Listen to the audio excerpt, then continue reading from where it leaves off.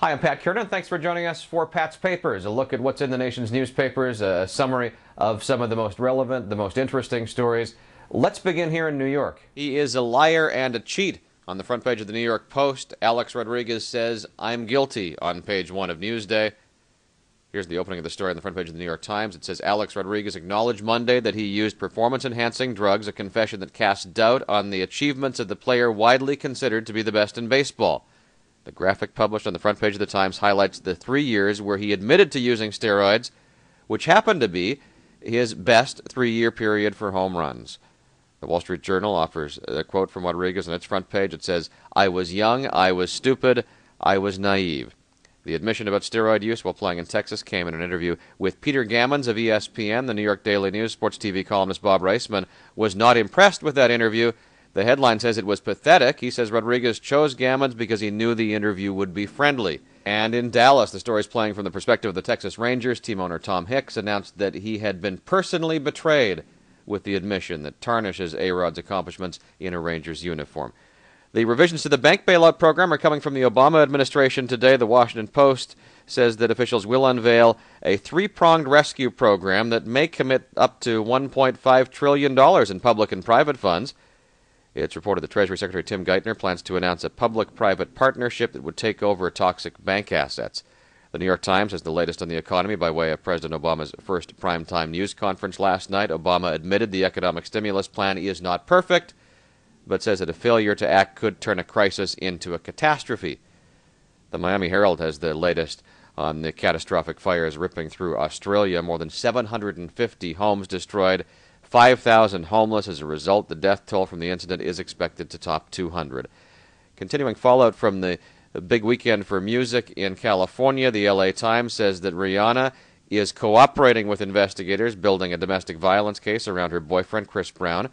An alleged altercation between the two pop stars at a pre-Grammy party left Rihanna with a bruised and scratched face. Brown is free on bail. Sticking with the LA Times, an overcrowded prison is an unhealthy prison. A panel of 3 federal judges has ruled tentatively that overcrowding in state prisons deprives inmates of their right to adequate health care. The judges in California said that the state ought to reduce its prison population by as much as 1/3. The New York Times with an unusual twist in its science section today, the whole section devoted to Charles Darwin and the ever-present contributions of the father of evolutionary theory. This is in celebration of Darwin's upcoming 200th birthday. The Times says it's remarkable that a man who died in 1882 still influences discussion among biologists today.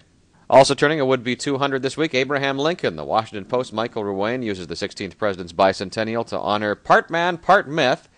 According to the story, despite the fact that over 16,000 books have been written about Lincoln since 1865, he still manages to be a mystery. A celebratory feature today inside the Detroit News. It honors Michigan Congressman John Dingell.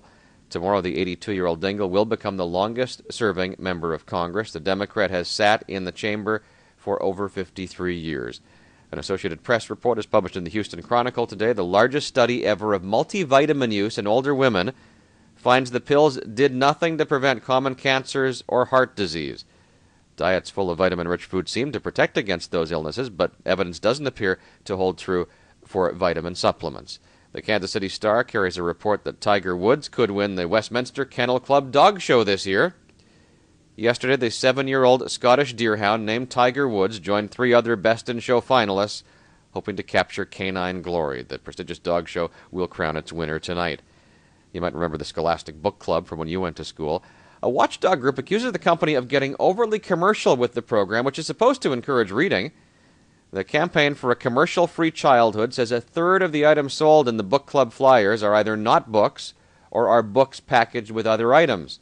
The Parents' Campaign says a Wii video game and a Puppy Pals origami kit are some recent examples that amount to an abuse of Scholastic's invitation to market in schools. A global warming story picked up all over the country, including the San Francisco Chronicle. Birds are wintering farther and farther north each year. The purple finch has been spending its winters 430 miles farther north than it used to. And finally, still with the environment, can we save the fish by giving them beer? From Fort Collins, Colorado, a story about an effort to feed fish with sludge from a brewery.